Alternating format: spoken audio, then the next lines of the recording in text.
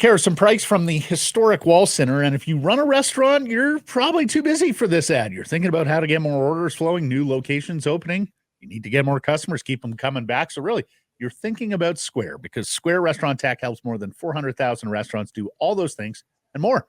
So when you're thinking about your restaurant, think bigger. Think Square. Go to squareup.com/ca/en/campaign/big INRST to see why Square is big in restaurants. And joining us now, the biggest name to come out of Oliver, British Columbia, the former executive producer of Hockey Night in Canada, Mr. John Shannon. How are you? Great, boys. I hope you had a good Thanksgiving. We did. Question for you, just because I saw a lot of it on social, and to be fair, there was a afternoon game involving a Canadian team, the Ottawa Senators, and boy, were a lot of goals in that game. Mm-hmm. Has the league in the past done like a Canadian triple header on Thanksgiving Day? Is there ground to be made there, John, with trying to own Thanksgiving Day in Canada like the NFL does in the U.S.? No. I saw some notes about this yesterday, people wondering why they wouldn't do it.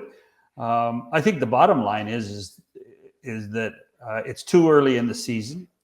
I think that there's a real thought process of who would want this. I mean, would Sportsnet want it at this point? They have 2 years left in their national deal.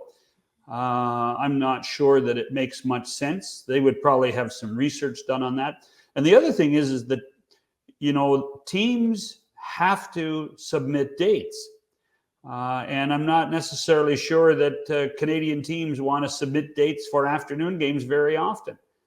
And I think, your per caps, your revenue from food and beverage is down on an afternoon game. It doesn't make as much money for you. I can understand everybody thinking that, hey, listen, wouldn't it be great if we had a triple header? But not everything is geared this way this early in the season. I have never heard it discussed at the league level, to be honest. And in my time there, it was never even a topic. What were they thinking starting the season at 1:30 p.m. in Seattle? Like, where did that decision come from? Bristol, Connecticut. ESPN wanted it. They wanted a triple header. Obviously, the league has to get buy-in from somebody, and Seattle bought in to do it. And otherwise, the triple header would have occurred some other way. But well, it should have happened at 4:30 p.m. on the East Coast. That makes a lot more sense. Hey, Blake, you're being logical again. That might be a bit of a problem. Yeah, it appears that is the case here when it comes to the National Hockey League on more than one front. And it's a good question. No, I don't necessarily think it's an NHL focal point. I think that when you have a network wanting to give 9 hours of airtime, you want to do it that way. And I also think that maybe call it a little superficial, but I also think the Ray Ferraro travel day was a big thing, part of it for ESPN. They're trying to do it for Ray, what they've done for Kirk Herbstreit for all these years. Yeah. What came first, the chicken or the egg? Oh, shoot, we've got this schedule. Let's try and do this, or let's try and do this. So let's make that schedule. I don't know. Right, exactly. Mm-hmm. And it's topical too, because Major League Baseball yesterday was the last 1 p.m. Pacific, 4 p.m. Eastern playoff game. The 2 games they have later in the week, they have pushed that back to 5 p.m. Eastern and 2 p.m. Pacific. Yesterday was time. a holiday for some states in the United States as well, so that's something to be aware of. Yeah. On to the Canucks, John. 2 games, 2 points, no wins. How you feeling about them right now? It's early.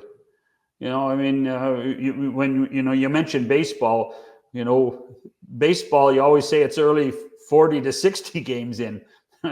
There's no need for 2 games of panic. I also think that it's probably better, and a lot of teams like this, to start on the road. And it's good to get that first road trip out of the way. So the Canucks starting their 4-game trip in the East in Tampa. I think Rick Tocchet's probably relieved that he can get the team together, get the group together, and be a little more focused without any of the distractions of what's going on at home. Probably helps that Colorado and Edmonton are 0-3 too, so they know that at least they're better than that, and they're probably pretty confident the Calgary Flames aren't going to run away with the Pacific.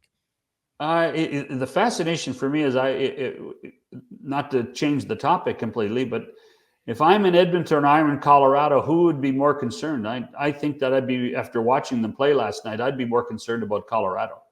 Yeah, I really would. There's just Oh, something. Cale There is McCarr. something missing there. There's something missing. Never seen McCarr play like that. No. Unbelievable. Well, and was beating himself Yeah, up. And it's not just Calgary, it's Vegas. it's true. 3-0 at the top of the Yeah, but Pacific as well. Vegas always gets off to a great start. Mhm. That's certainly in the Bruce Cassidy era in Vegas. I think this is the third year in a row they've gone 3-0, and they've even gone farther than that. And we've always marveled at how good they've been early in the season, but then they seem to drift back to the pack. Similar question on Elias Pettersson. There's a lot of fretting here. What have you made of him over 2 games? And is it too early to be worried about him, particularly given the way he ended last season? Yeah, I do have a bit more concern about that. I do think you want a guy that has been given, a lot of job security to contribute. There's going to be so many comparisons, guys, between what Pettersson does and what JT Miller does.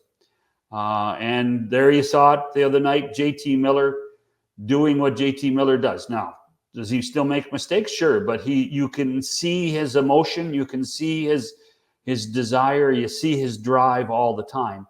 And you don't necessarily see that all the time with EP40. That to me is always going to be a part of concern. Again, it is early, but you want more than a single assist out of a guy making that amount of money for your hockey club after the first 2 games.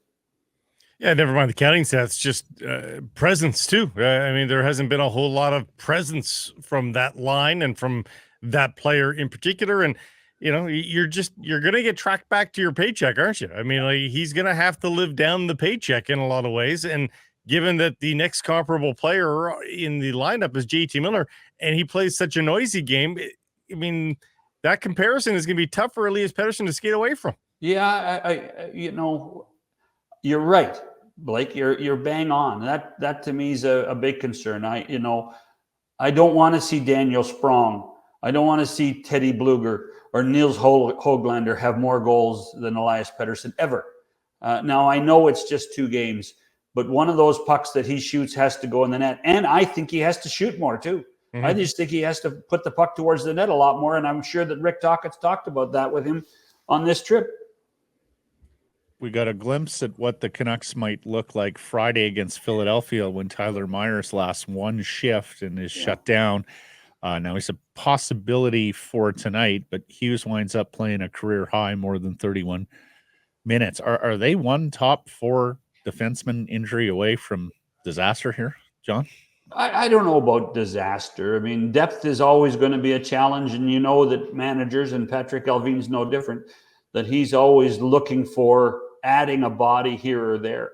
When you look on paper, the Canucks do have depth on the blue line. At the same time, there's a difference between depth and quality. And that becomes the real challenge is what you do. When you lose a defenseman that early in a game, the juggling of the 5 defensemen becomes a huge challenge. And that's why Quinn Hughes ended up playing as much as he did. I mean, everybody played more than they expected to, I think, in that game against Philadelphia. But to me, the blessing is the Myers injury doesn't appear to be that bad. And hopefully he will be on the ice before the end of this trip, because it's funny how he's a big part of the future of this hockey club. And it's funny how the worm has turned in the last 18 months for Myers. He's really become a quality defenseman. You have to give Sergei Gonchar and Adam Foote a lot of credit for what he's done. Yeah. The goaltending carousel continues. She loves tonight after Lankinen. I mean, it looks to me, you tell me what you think about a club that's still searching for its starting goaltender. So, I've never played goal in the National Hockey League, but I'll tell you what, count how many times the Tampa Bay Lightning tonight aim for high blocker on Arturs Silovs. That appears to be the weak link in his game. And that was something that you saw in the Calgary game, that they appeared to really target that high gloves or blocker side on him. And if he has that big a weakness, then, they do have to be concerned. And then, there's going to be some toe tapping of how quickly Demko can get back. And at the same time, I'm not sure that they really want to rush him back. They just want him to be healthy. Lankinen was better, but I think they just want to get him going, right? I mean, right. They don't want him sitting there thinking or sitting on that first game for too long. Well, I mean, I don't think it would hurt even on this trip just to rotate them. Yeah. I really wouldn't. Just, give each of them 2 games, and then at the end of 6 games, we can have a little bit more of a sample size to who really is the guy that's going to be the difference maker until Demko gets back. Do you have a preference, John? Well, my preference had been Silovs until the Calgary game, and the Calgary game it really bothered me. Listen, Calgary's obviously playing better than a lot of us thought they would, but it was not, that he allowed the 6 goals. It was the quality of the goals. That's what really bothered me. And based on his playoffs, I thought, hey, I think we can live with it. Now I have concern, and it's like starting pitching that goes through Major League Baseball. You go, Maddie, and you know this. If you go through the major leagues once and you're really good, it's how you go through the second time. And right now, maybe people are starting to read Silovs' weaknesses and his strengths, and that's what concerns me about the high blocker. Yeah, it's pretty obvious. Lastly, John, and we're so lucky to have your expertise on the television and media and distribution worlds here, because quite a statement last night from the commissioner, Gary Bettman. Last night was the first night of the Amazon Prime national games. They did the Pittsburgh-Montreal game. Gary joins RDS, who had the game on for French language, and says, and I quote, "The world is moving away from cable television. The phenomenon of cord cutters and cord nevers," new term I learned yesterday, cord nevers, "is continuing, and the reach of cable and satellite is not what it used to be. The world, without including us, is moving toward other forms of distribution, and we are very aware of that. It is also important to note that Prime is distributed in Canada more widely than any other service."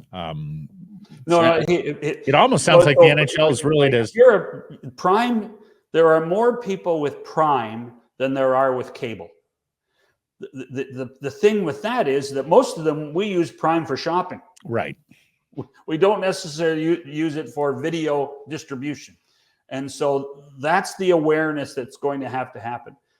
I don't think we should be surprised, guys. No. I mean, the National Football League, who are always on the cutting edge, have games on Amazon, have games on Peacock. There's going to be a Monday Night Football game on ESPN Plus exclusively this year. So the fact that the internet is so damn good now, it does open up new opportunities. To put it in perspective, when Gary talks about the cord cutters or the cord neverers, ESPN in its prime had 100 million subscribers. 100 million. They're down into the low 70s now. That's how the world has changed. And that's why Disney's always got a red flag of what's going on in their sports properties. It's not much different in Canada, particularly with people under the age of 30.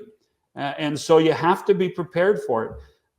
We're at a crossroads, and there's more money in the streamers than there is in network television now, and that's just a fact. And so we better get used to it. Hey, well, I woke up early Sunday morning expecting to see my Bears play the Jaguars from London, and learned that was no, not on NFL Network, not on TSN, only on TSN Plus. So it's coming. We have been warning Canucks fans about their first game on Prime, December 23rd against Macklin Celebrini in the San Jose Sharks. So going forward, John, what does this mean for the Canuck fan with the next national Canadian TV rights deal with the NHL? So the Amazon deal exists in its entity right now for two seasons, 26 games this year, 27 next year, I believe. So from that fact, you are going to get a Canadian-based schedule. It's a very good schedule, by the way, I think, that Amazon has. That it will probably include 6 Canuck games this year and 6 next. And then I fully suspect that Amazon and perhaps another streamer will be in the bidding process for the national package that Rogers bought 13 years ago.